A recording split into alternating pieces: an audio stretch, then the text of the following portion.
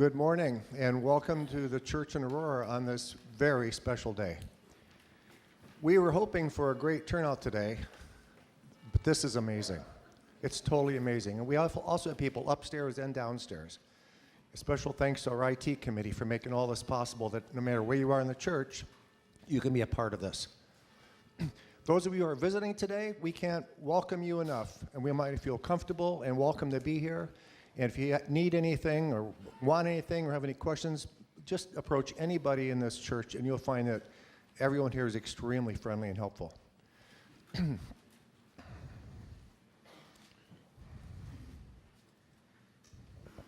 Bear with me a second. Got to read my own writing.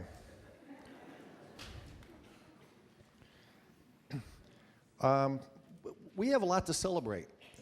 22 years, actually 22 years and 3 months, Bill has been our senior pastor.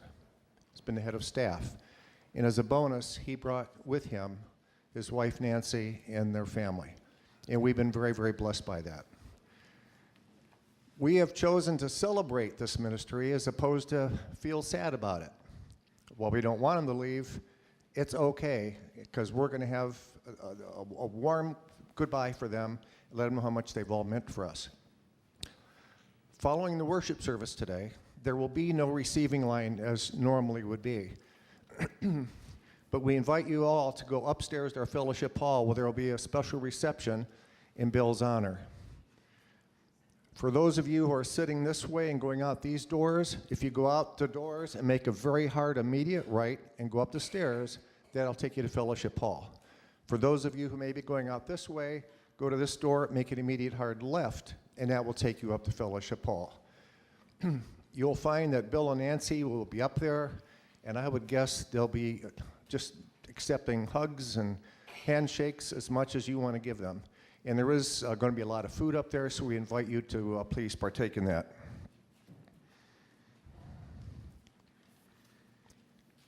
An interesting tidbit I wanted to point out is that today's anthem, which is One Faith, One Hope, One Lord, that the choir is going to be singing in a little bit. That was an anthem that was sung for Bill his last Sunday at North Shore Congregational Church in Fox Point, Wisconsin, when he left there as associate minister to come here as our senior minister. They sang that song, and it was the last one he'd heard there. Interestingly, it was the first hymn he heard here when he came here in 1995. Today is going to be the last time as he leaves this church. I just thought you might want to know that and share in that.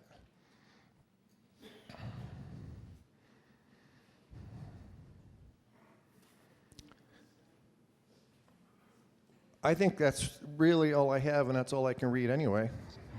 So let us worship God.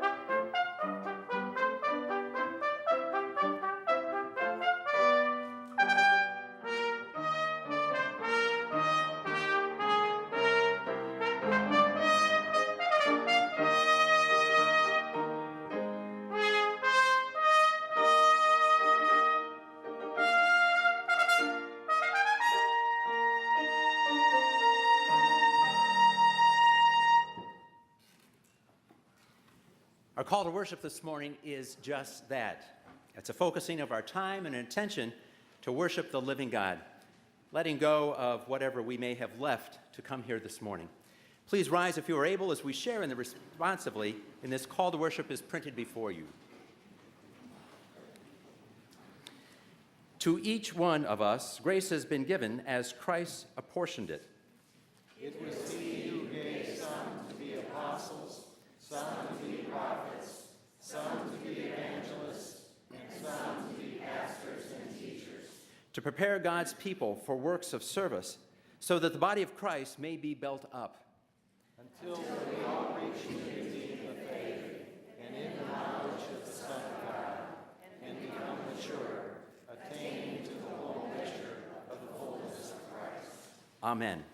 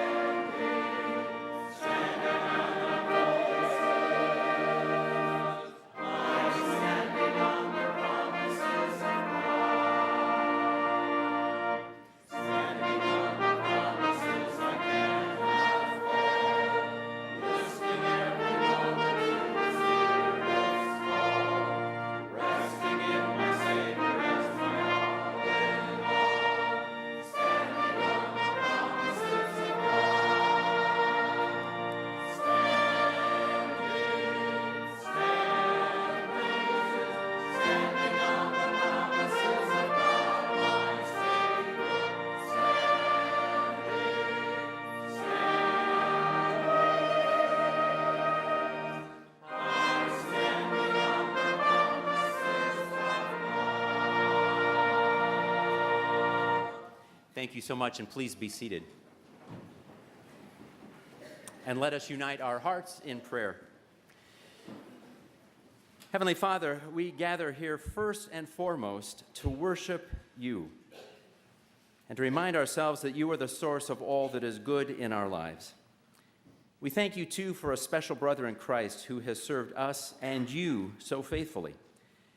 May we echo your words, "Well done, thou good and faithful servant," striving to live our lives in the same way, in your way.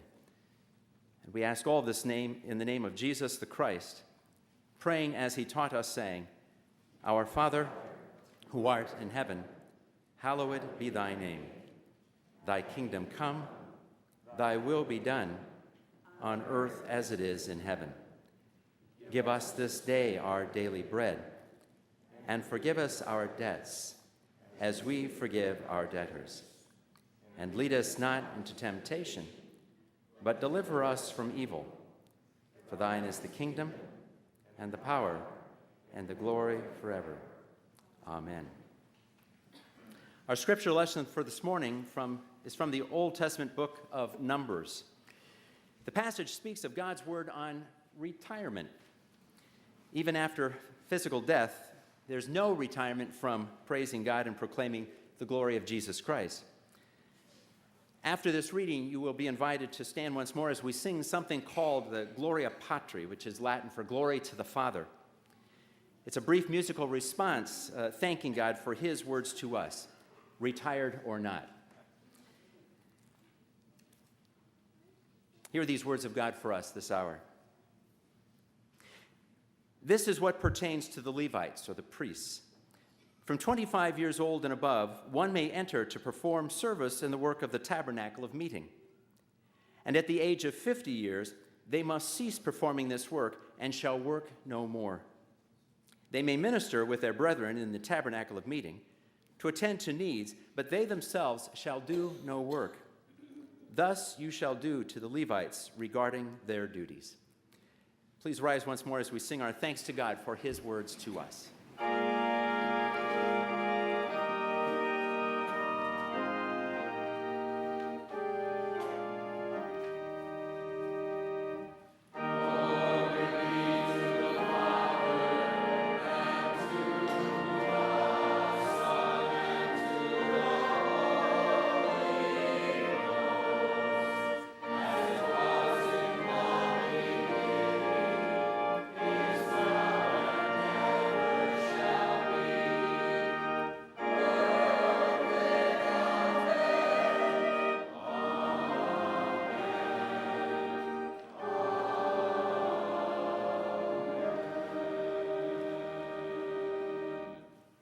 Thank you so much, and please be seated.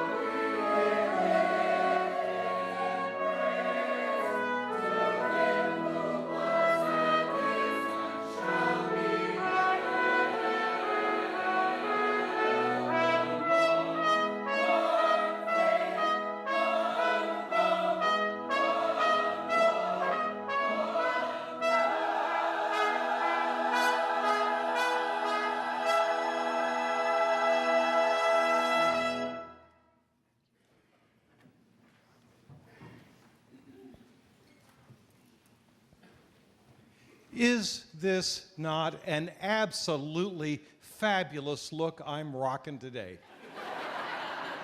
My robe was purchased by the chancel choir at the first church I served on my first Sunday out there.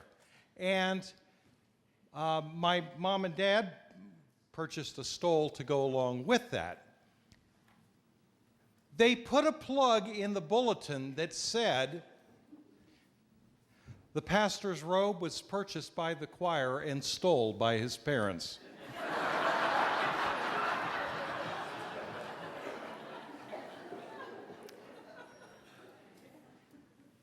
Jesus said, only in his own hometown and among his family and in his home is a prophet without honor.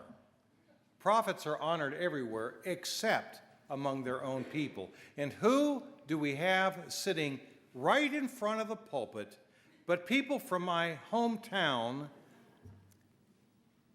who are here to not let me get a big head about what takes place today? I can tell you exactly what they're thinking right now.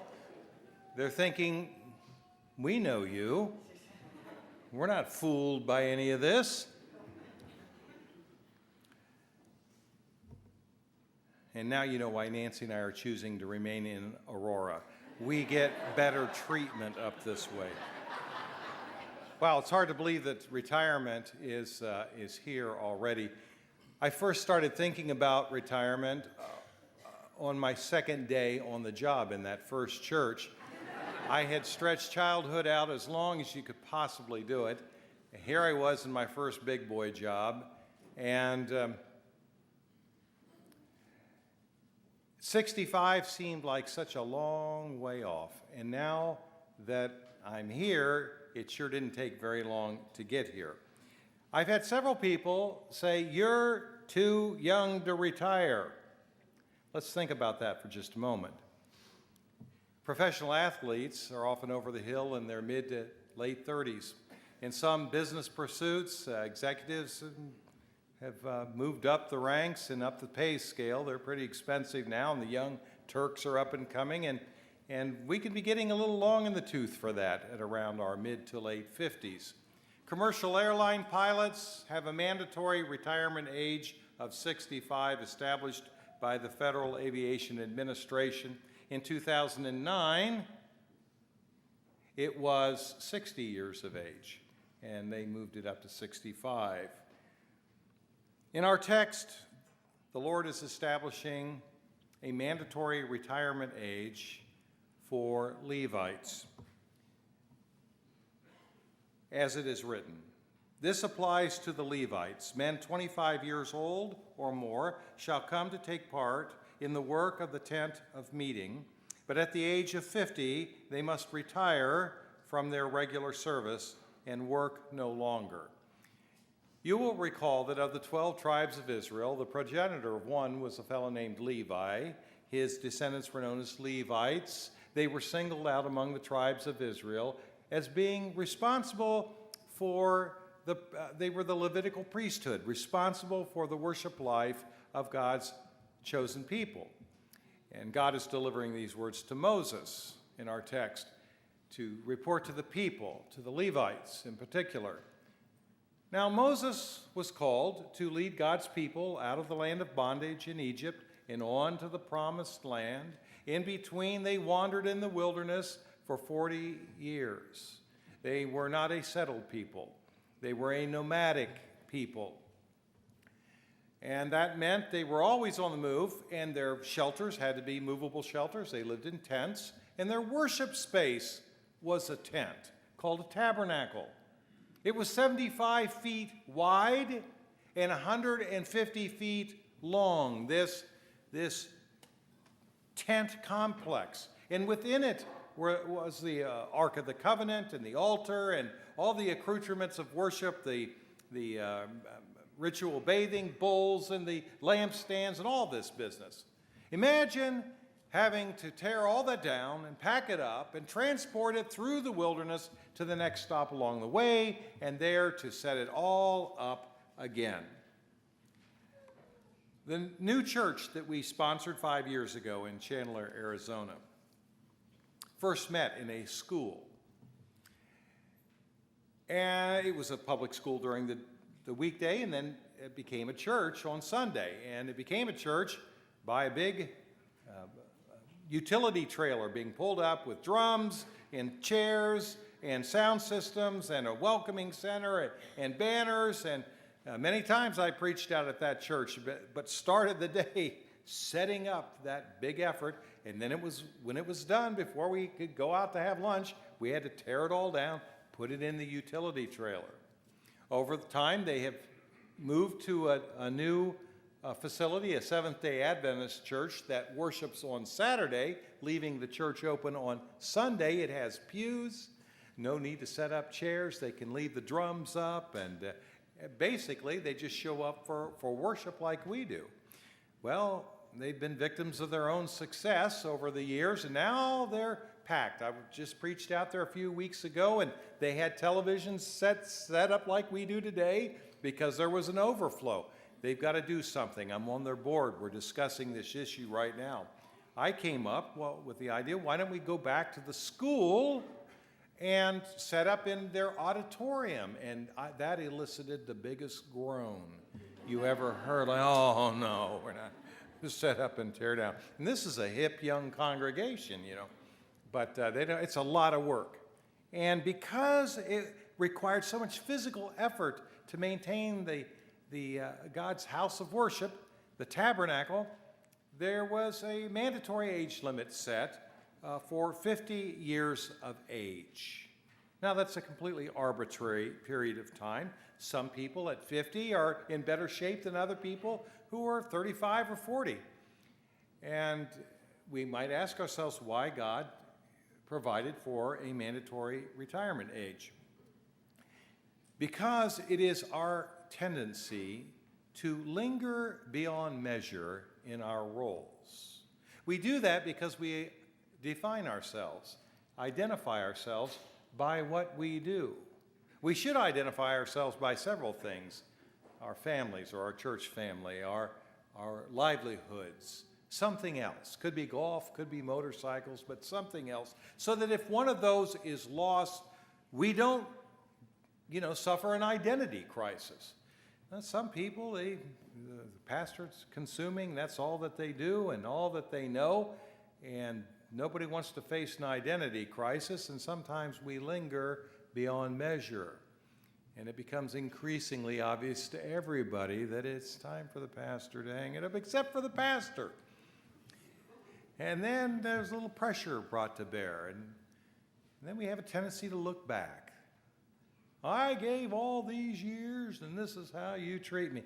It distracts us from looking where we need to look, which is forward to where God is calling us to go next. So a mandatory retirement age takes care of this issue. But there's another way we err when we come to this moment, and that is by doing nothing. It's the opposite extreme. We just stop.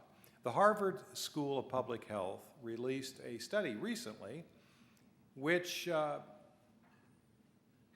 gave some results that suggested that a person who retires and does nothing has a 40% greater chance of suffering a heart attack or a stroke than a person who continues to do something, who continues to work perhaps at a more age-appropriate pace. So doing nothing is bad for our health and our wholeness. That's why God provides a more age-appropriate option for the retired Levites. We continue in our text. They may assist their brothers in performing their duties at the tent of meeting, but they themselves must not do the work. This then is how you are to assign the responsibilities of the Levites. The retired Levites are not to do the heavy lifting anymore, but they can assist by speaking through the voice of experience. And experience does count for something. An inexperienced person can learn the hard way how to do things the right way, or they can be instructed by those who have been this way before. You know, instead of going this way and turning left and going through all these pitfalls and snares, why don't you consider going left first and right? Then you'll end up at the same place without all the risks. They become repositories of wisdom and discernment. So in our text, God is providing protections against the two ways that we tend to err when we come to this stage of the game: hanging on beyond measure or doing nothing. The word retire comes to us from the French prefix re, which means back, and I don't know if I'm pronouncing the root word correctly, tire, but that means draw. To retire is to draw back. And another term that's very similar to it, and it means the same thing, to retreat, to pull back. Now we have a tendency to look at such words with a very negative, jaundiced eye. Well, I'm not going to retire. I won't retire till they carry me out here feet first in a box. Or we'll never retreat. You know, in the movie Patton, George C. Scott starts off with that opening monologue. I don't want to hear anything about pulling back. We're not going to pull back. We're going to move forward. We're going to go forward all the time, and we're going to go through the enemy like... And he gives a very colorful description of how we're going to go through the enemy, which is great for a movie, but any serious military strategist will tell you that a strategic retreat is very much a part of the playbook. Even when it comes to offensive maneuvers, you may send a relatively small contingent out on the battlefield as a bait, hopefully to draw your enemies to follow the bait. And they are led to a specific location where a much superior hidden force is waiting to pounce and to carry the day and bring us to the victory. Hence the title of our message, Drawing Back to Move Forward. When someone tells me, you're too young to retire, what they're really saying is, you're too young to do nothing. And they're absolutely right about that. But I do think it's important that we learn the strategic importance in our lives of drawing back so that we can move forward. I got a call this last week out of the blue, a guy I met about 18 years ago at Hiram College for a conference. We discovered we had the same mentor, Dr. Dunn, a great man, and that sort of bound us together there in that moment. Well, all these years go by, he had to, he's writing something, and he drew one of Dr. Dunn's books off of his bookshelf. Out fell a sermon that I had preached about our mentor. I must have sent it to him. So on a whim, he calls. And what are you up to? And I said, odd that you should call. I'm going to retire in 1 week. Whoa, what led to that decision? Well, this drumbeat of Sunday morning sermons is getting a little bit tiring. He goes, yes, the relentless return of the Sabbath. It is an irony that is not missed on any religious leader that the Sabbath day, also known as the day of rest, is not a restful day for a preacher. I came out here this morning. It was the first guy out of here. Looked up at the steeple, got a little beklept. So, God is calling us to consider the option of drawing back to move forward. We are the Levites of this day. Our calling is to further the spiritual dimension and worship life of God's people. That's what our calling is, to provide a place where you can retreat. We use that word in a very positive way in the church because we are drawing back, pulling back, so that we can move forward. And God has established a day of rest for you to rest from your labors, but it isn't for you, double negative, to do nothing. It is for you to do something very specific, which is to engage in a spiritual discipline, however that is reflected. It might be a rosary prayer that we offer. It might be coming to God's house, keeping the Sabbath day holy. Here we listen for God's word and how it intersects with our lives. The decisions that we have to make, the choices that are before us. We may be bearing crosses and need a higher perspective to see a redeeming purpose for that in our lives at this moment. We come to God's house to gain that perspective. We draw back from the competing claims of daily life that compete with God for our attention one day a week to prepare us to go forward into the coming week, spiritually prepared to make good choices and decisions required by a life that is well lived. What does the future have to hold for you and me? We don't know. But we don't need to know all the specifics. All we need to know is God's promise that all of his paths will eventually lead to the promised land, to the good and full life for which we were created to yearn. That's all we really need to know. I like remote travel. I like going where there is no cell service, out on dirt on that motorcycle. But if I know that at the end of the day I'm going to be sitting down to a T-bone steak and a nice salad and a comfortable bed, even the wilderness becomes a beautiful, fascinating place through which to travel. When we know our ultimate destination, by the way, I do have a satellite tracker if I do get into trouble. My kids can bail me out. But once we know we're covered, we can enjoy even the wilderness. All we need to know is that it ultimately, our paths are leading to the promised land. It has been among the greatest of honors for Nancy and me to be yoked together with you in ministry. Nancy loves you.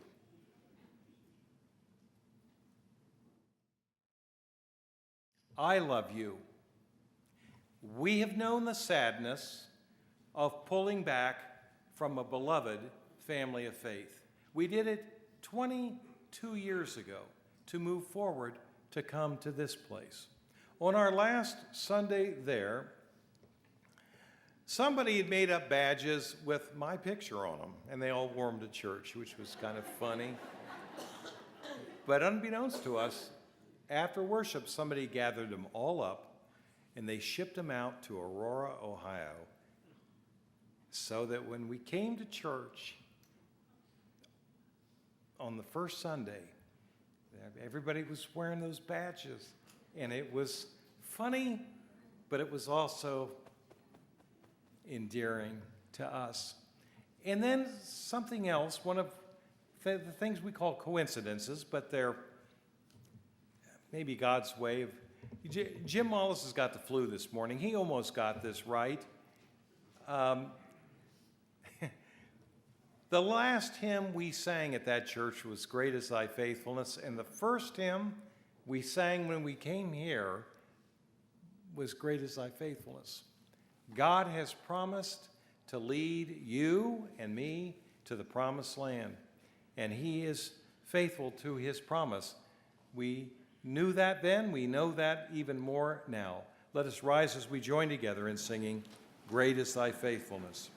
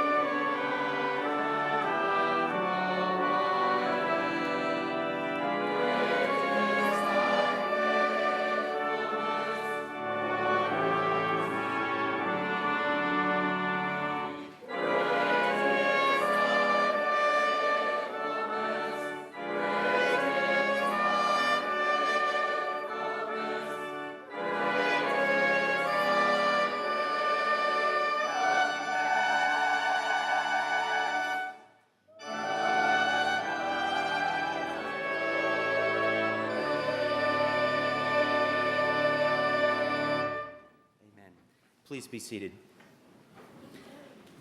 And as we prepare to receive our tithes and offerings this morning, we recognize that those of you who have come as friends and family of our congregation are also our guests.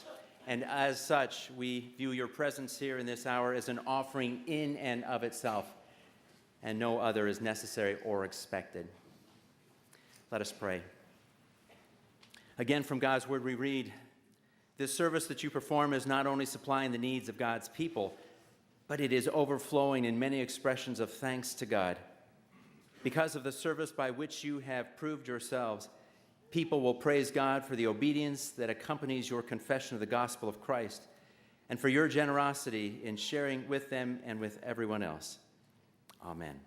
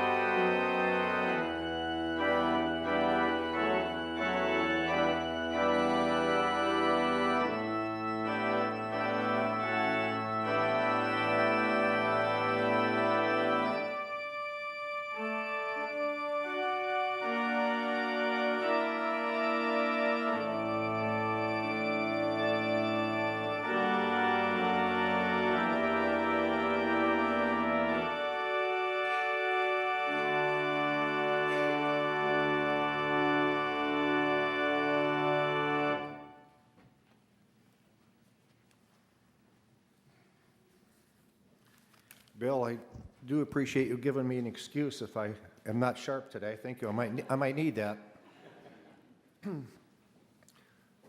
22 years and 3 months is a long time. There's a lot we could be sad about today. We're all going to miss Bill's leadership. We're going to miss his friendship. Have a seat. I was going to get to that in a minute. We're going to miss Bill's friendship, his leadership. All of us have interaction with him on a Sunday morning. Some of us periodically during the week, others more than others. But he's going to be missed. Nancy has brought to this church a lot of love and a lot of laughter. She is going to be missed. But that just gives us all the much more reason we have to celebrate that we had them here for 22 years and 3 months to share with us that love, that leadership, that wisdom, that humor. We have a lot to be thankful for.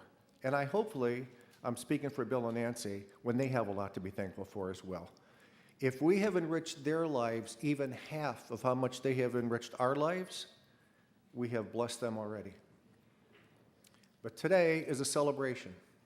Today is a celebration of Bill's ministry, a celebration of his love of God and his love of this church. And having said that, Bill, we just want to honor you as best we know how.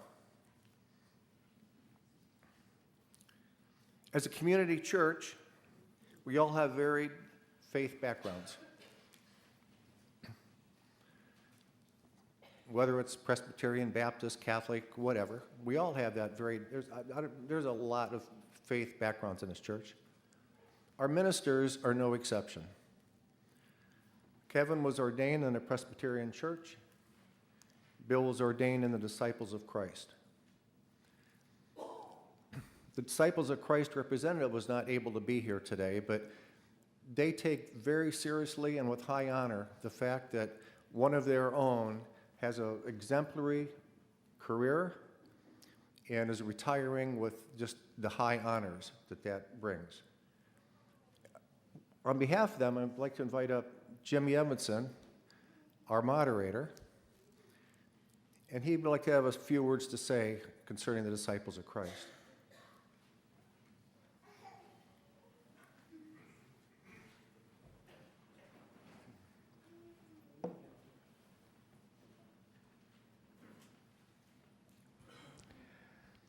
Bill, we all know that you're retiring from this church. We know we're going to miss you again.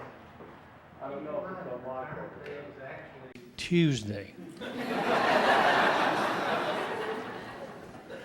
With that said, after Tuesday, you'll have 52 weeks each year, and you'll have 6 Saturdays, no Monday, Wednesdays, Thursdays to worry about, just 6 Saturdays of time to do what you want to do. And by the way, you do get Sunday off. If I could have both of you come up, because I'm going to need Nancy to pin this boy on you.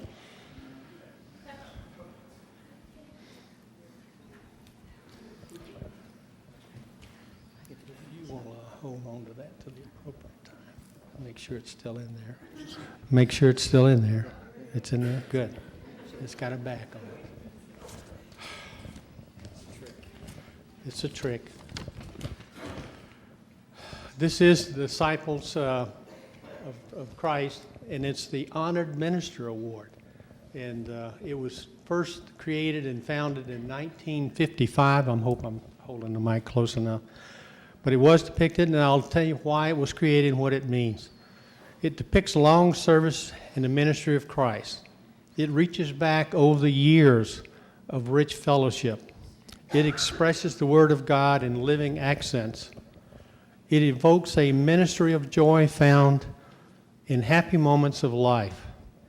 It finds life in resurrection where saddened folk find new hope. Builds the church of our Lord on earth. It battles forces of evil that would destroy. We pray that we discern the will of God It lightens the burdens by divine strength. And forget those things that are left behind, for the honor belongs to our Christ our Lord. So if you would mind pinning that bad boy on him.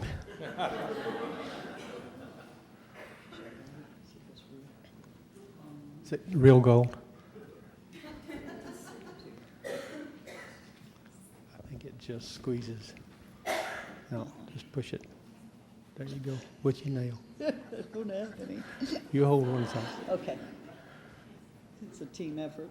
I think this is supposed to. anything for my confidence.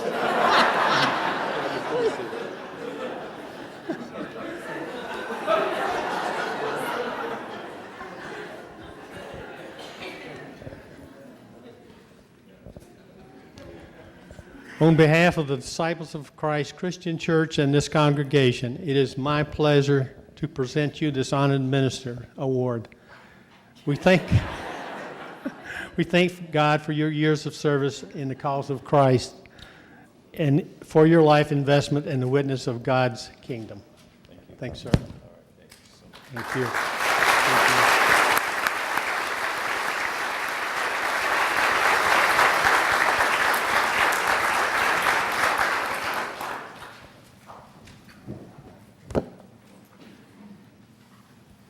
I learned from the words of welcome to start wearing my glasses.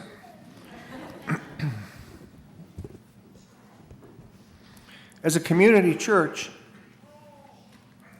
we all know that the final authority is vested in the members. We don't have a hierarchy of other churches, other offices, other denominations. We are it. Well, there's other community churches besides this one. And I'm not sure what the year was, but sometime back, the International Council of Community Churches was established, of which the church in Aurora was one of its founding members. We've been active in the ICCC ever since, send delegates, contribute finances, and do much to keep that cohesiveness together with all the other community churches that are across the country, far more than just the church in Aurora. From Chicago, the representative, would you like to come up, Reverend? The representative from the International Council of Community Churches is the Reverend Don Ashmall. Reverend Ashmall would like to say a few words. Good morning, all. The International Council of Community Churches was formed in 1950 as a merger between two predecessor groups of churches, one Afro-American and the other Euro-American. And since then, we have been advocates of justice, of reconciliation, and of Christian unity throughout the world. Now I've given my ad for the council. Let's get on with this. 22 trips around the sun, 22 years of ministry in one place. That is a record, and it is a blessing.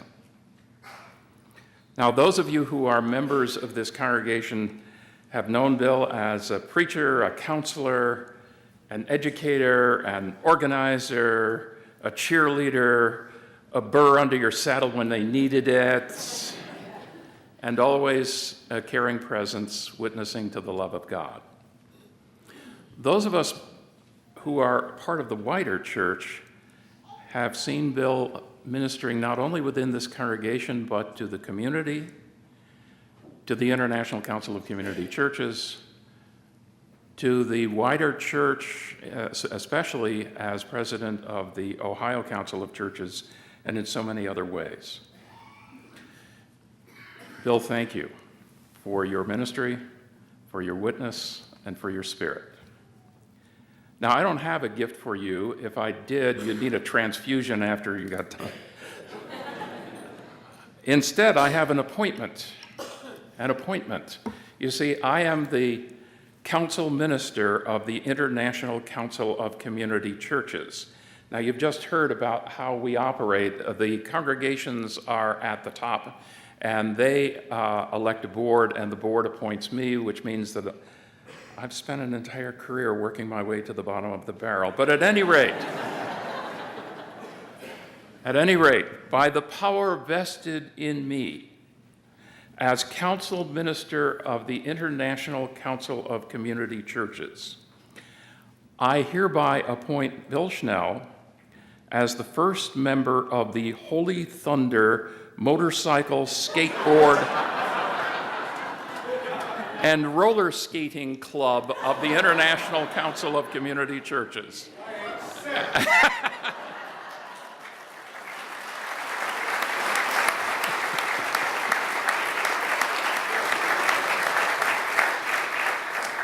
And you are expected to be in a different community church every single Sunday morning for the next 10 years. And we just heard him accept. Bill and Nancy, thank you for your service, for your ministry, and especially for your good spirit. God bless you.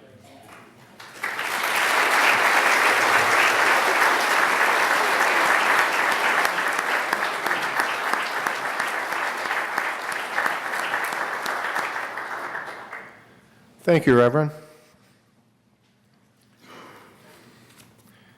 Well, as Reverend Ashmall just mentioned, we all know that Bill is not only hoping for gifts, but he's expecting them. So we did not want to disregard him and not pay attention to that request.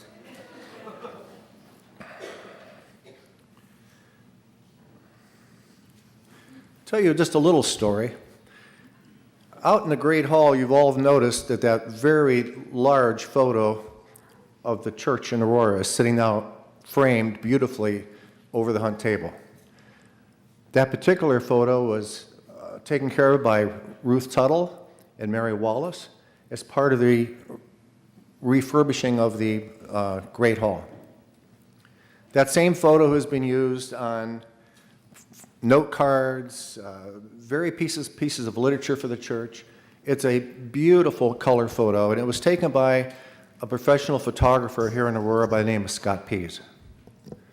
Well, Scott is very good at what he does. He's a perfectionist.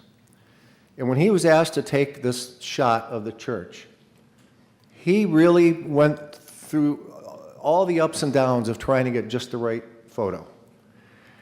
He wanted to make sure that it was exactly the right weather, exactly the right time in the evening, so that the lights lit up the church, but there still was enough light in the sky that you could see the sky behind the church. He made sure that the weather was right, the sky was right, the time of the day was right, the height of his tripod was right. He studied this, and he wanted to make sure this shot was beautiful. And it is. The only thing he needed help with, he thought it'd be a good idea to have the church totally lit up for this particular photo. Enter Bill Schnell. So Bill, he came in here and turned on the lights. That's it. But every single solitary time since then, when someone says anything about that photo, yeah, hey, that's my photo. I did that. That wouldn't have happened without me. I did that. Yeah. Oh, no, by the way, Roger Peace might have been there. Scott Peace might have been there. Bill is always taking credit for this. And finally, at a community outreach meeting a few months back, when we were finally getting ready to hang that photo over the hunt table, once again, it came up in conversation because of that. And Bill goes through his normal, hey, that's my photo. And he finally turns to me and he says, I got to get my hands on one of those photos. Bill, this is your lucky day. On the bottom of this photo is a plaque, a engraving that reads, "From a grateful congregation, Reverend Dr. William Schnell, Senior Pastor, the Church in Aurora, 1995 to 2018. Bill, you finally got your photo.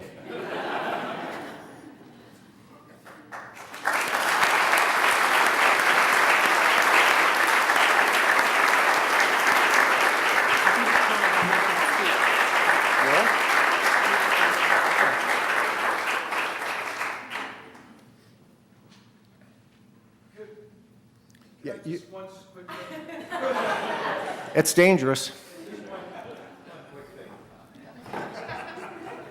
It's true. It was Scott's camera, and he set it up and he framed it, and he waited for that beautiful cloud sunset in the back, and he snapped it, and he took it back and worked it in his magic and printed it. But I did virtually everything else for that picture.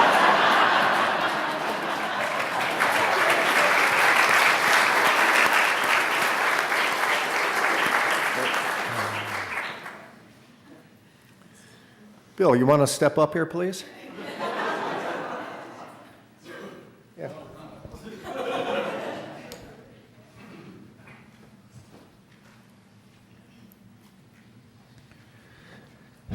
Bill, this congregation loves you. And they're all sorry to see you go, but they want to thank you for you being here for so long and ministering to all of us. And during the course of this retirement planning, this congregation took up a love offering. And part of that love offering was collected, and we're giving you in the form of Visa gift cards. The problem for you is you need to decide if you're going to be using that money for a motorcycle trip or fight Nancy over her kitchen. But leave that right in your hands. Bill, it is my distinct honor on behalf of this entire congregation to be able to present you with gift cards totaling $7,250.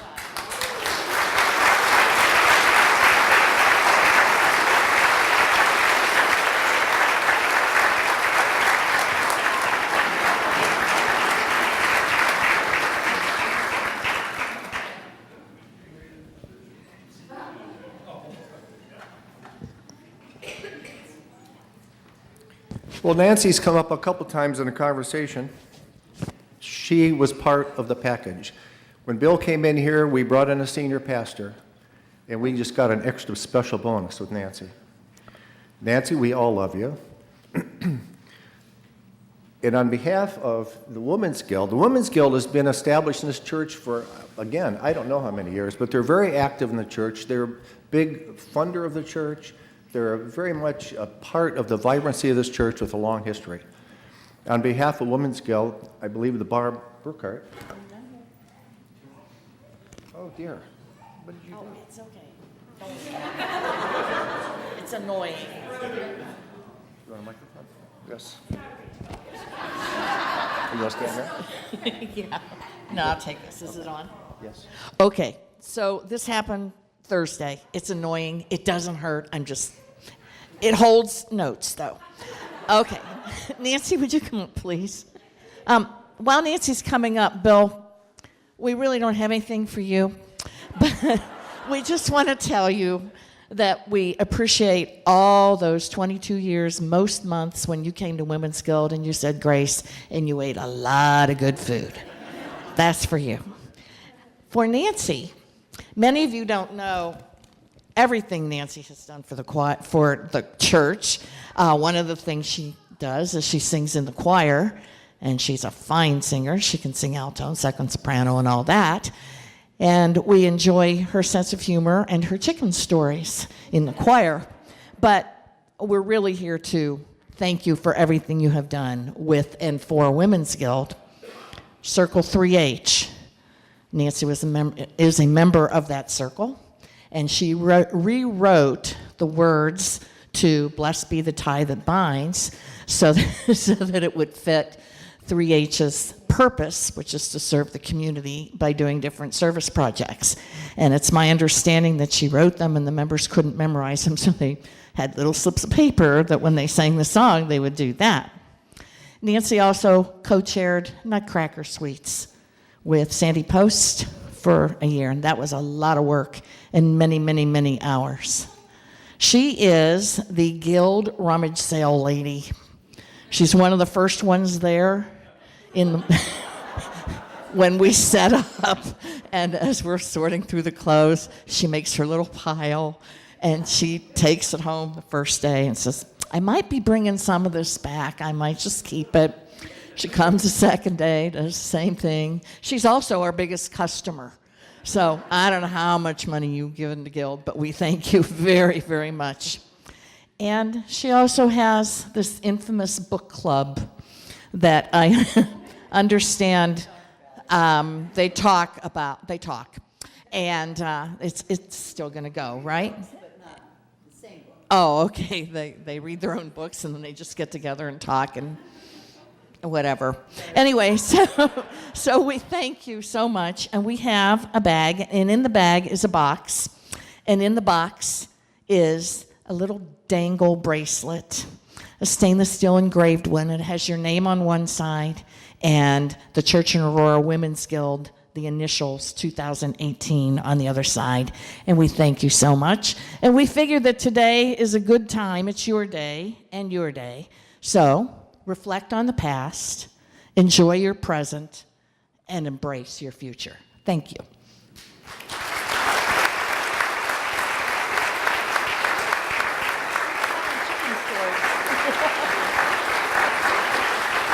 Nancy, don't, no. Come back up. Hold on, Betty.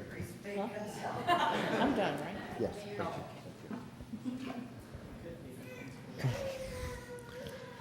Okay, on behalf of the congregation, we have Gordon Ober, who also would have a little presentation with Nancy.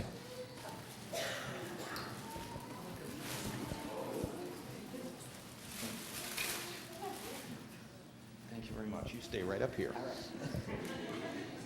Before I make my presentation to Nancy, I want to say a couple of words to Mary and Jim. And you've had something to do with why I'm making these words. On behalf of the congregation, it has been so wonderful to have you grow up in this church, to be part of our family for so many years. And along the way, we have all seen you as you've matured, developed your own personalities and all of that. And so when my wife and I joined this church 22 years ago, about the same time as you came here, we've been able to be part and parcel to your life as it's grown. But I want to say on behalf of everybody here, we are so proud of each of you. You have developed, you've shown your development has been wonderful. And so thank you to each of the members of this congregation, you know, how you've contributed to them. Nancy can take most of the credit for raising these two wonderful individuals. Bill, maybe a little bit. But thank you, we're so proud of you. Because speaking as a parent, and as a parent you look at the young ones that come up, and when you've had time to witness, you know, the development of an individual and a personality, you take so much pride in them, even if they're not one of your own. And that's been the case for us as we've witnessed both of you in part of our family. We hope you will continue your path with us along the way as our congregation. So, Nancy, yes. Now to you.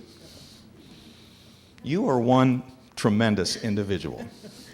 And when Bill came to this congregation 22 years ago, not only did we gain a wonderful pastor, but we gained a terrific first lady. And you've taken on that role. Because being a first lady in the church, you're very visible. You have an important role. Everybody's watching you, paying attention to you. But you've done this with grace, with love, with friendship to all of us. And so, you know, when I look at my humble beginnings and stuff, and 22 years ago, joining this church, seeing what you've done, it's just been tremendous. You are someone special. It's talked about partnerships and marriages that you and Bill have. And partnerships are very, very, very important. But boy, you and Bill have one of the best partnerships around. So, you know, thanks to what you've done. The role that you've played here, it's tremendous. And you've done it with grace, with love, and a certain class to it, that it's been wonderful, wonderful, wonderful. I'd like to present to you 24 roses, one for every year that you've been here and a little bit left over.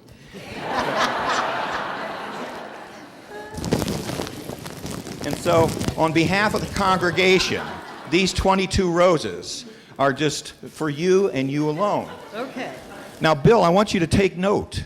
These are a lot of roses. The expectation is you recognize these things, and you know you're supposed to be contributing roses to this beautiful woman on an ongoing basis into the future. So, and do you agree to do that? So, congratulations for that. Thank you.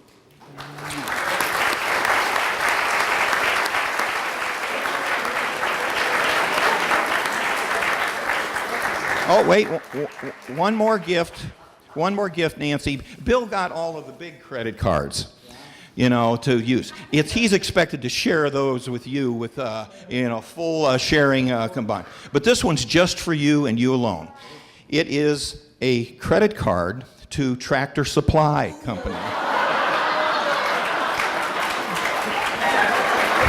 Keep your hands off of that, Bill. Nancy, thank you. We love you. We love you.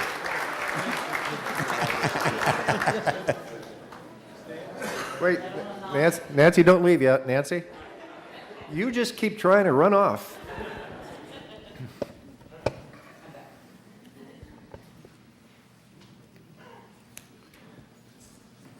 Thank you, Gordon. Well, as Gordon just mentioned, one of the bonuses we got when we got Bill and Nancy was we got Jim and Mary. We have been able to not just watch them grow up, be a part of their lives as they were growing up.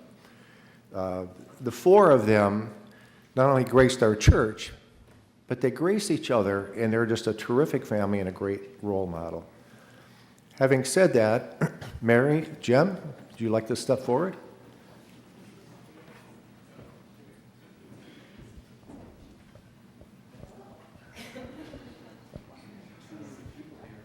You knew we were up to no good. Yay. No, it's fine. Jim, go sit back down. Dad, you are one of the most incredible storytellers that I know. And for the past almost 23 years, you've been sharing your stories with us. Stories from the Bible, stories from your personal life, stories from my personal life. So I thought that there would be no better way to show our love and appreciation to you than to ask the members of the congregation to share their stories and their memories with you. So we've created what I thought was only going to be one book, turned into two. And these are filled with photos and memories from everybody here at the church. So that's for you, Dad. I thought they just took that. No. We're magicians, too. So that's for you. By the way, if you didn't get to turn in a card, you can see me after the service. And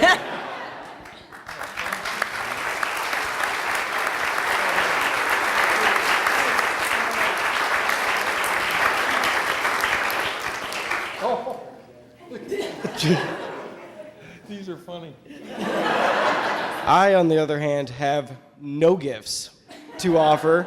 I have only to say thank you for guiding me in my life, growing up, and also thank you guys very much for guiding me in my life and having me become the person that I am today. You guys have been an inspiration to me. You also have been a very big inspiration to me, and so now I am retiring tomorrow as well.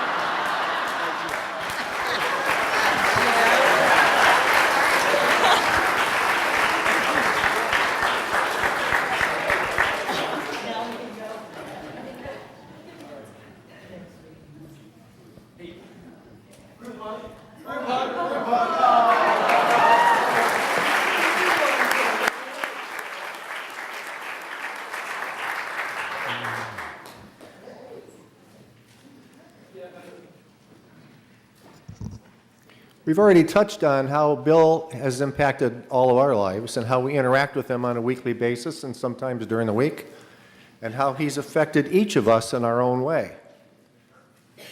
There is no one whose life has been affected more, however, than our associate pastor, Reverend Kevin Horak. We get to hear Bill on Sundays. Kevin gets to hear him on Monday, Tuesday, Wednesday, Thursday, Friday. Their personalities are totally different. Their styles are totally different. Their thought processes are totally different. But they make one heck of a great team. When Bill first came on the scene, we had a conversation. I wanted to make sure he had his business cards.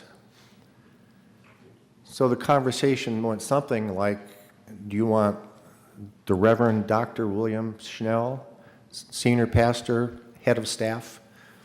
Do you want Reverend William Schnell, senior pastor?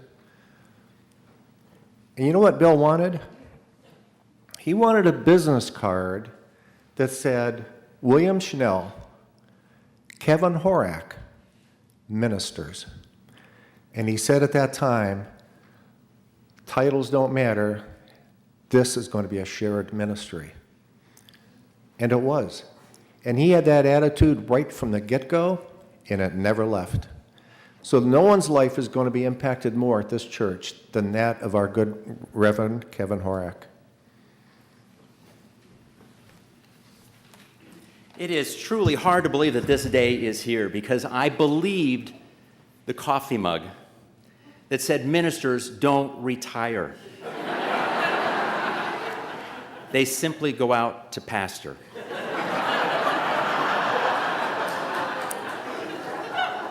The celebrated orchestra conductor Leonard Bernstein was asked, what's the most important or the most difficult instrument to play? And without hesitation, he said, second fiddle. And then he elaborated, I can always get plenty of first violinists, but to find one who plays second violin with as much enthusiasm, or second French horn, or second flute, now that's a problem. And yet if no one plays second, we have no harmony. I have not viewed my role here as an associate minister, and especially as your associate, as second to anything. Because you have always made me feel like I was sitting in a first chair, regardless of the section. And I knew that you always had my back, as a lot of us here gathered here do. And we made some great music together. I have to confess that I never thought of the word odd as being complimentary in any way sense of the imagination until I heard it used endearingly describing our working relationship, the clergy odd couple. With differing interests and personalities and styles, oftentimes polar opposites, but that diversity created some truly wonderful harmonies. And it was really created by someone that we do both share a belief and a faith in, Jesus Christ, our living Savior. And now you're setting down your conductor's baton, and someone else is going to pick it up, and we will do our best to continue following the Holy Spirit's lead. In the meantime, today is a bittersweet day. It's filled with joy and celebration, and some sadness because of some goodbyes. It's filled with music and prayers, the sounds of life, and words of faith, hope, and love. If only we could capture this moment and hold this day forever, kind of like Jim Croce's Time in a Bottle. But alas, maybe we can, at least symbolically. And so for all of you, wherever you are in this building, gathered here for this celebration, I would like to invite you, if you feel so led, to join me as we repeat after me, and this will be on cue, so don't jump the gun.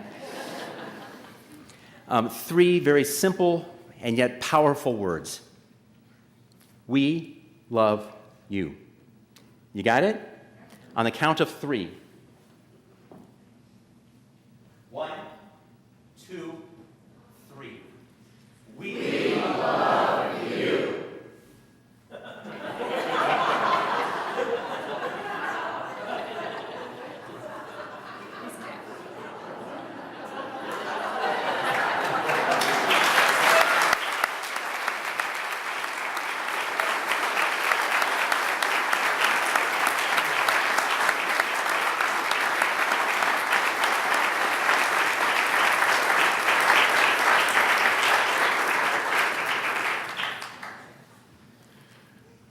Thank you, Kevin.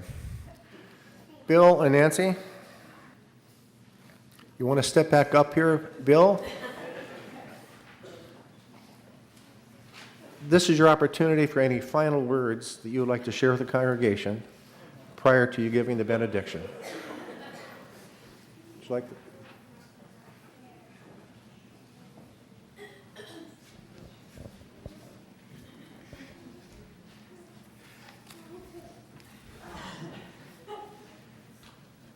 We were blessed to be raised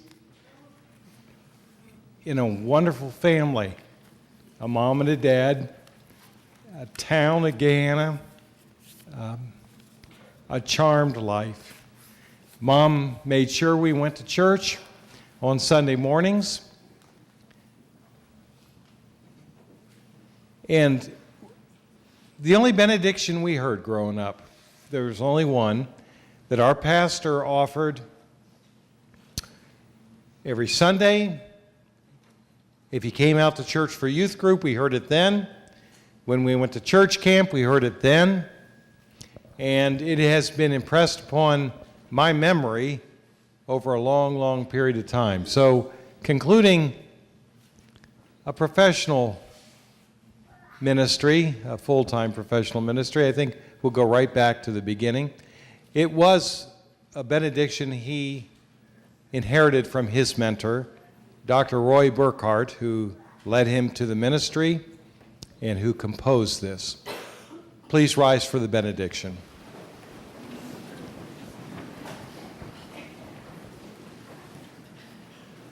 And now may the courage of the early morning's dawning, the strength of the eternal hills and the winding streams, the peace of the evening's ending at the midnight hour, the love of God, and the power of the living Christ. May all these graces and blessings be yours, both now and forevermore. Amen.